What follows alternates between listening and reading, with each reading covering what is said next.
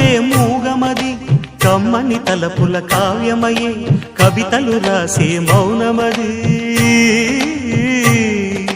రాగల రోజుల ఊహలకి స్వాగతమిచ్చే రాగమది శృతిలయలరగని ఊపిరికి స్వరములు కూర్చే గానమది ఋతువుల రంగులు మార్చేది కల్పన కలిగిన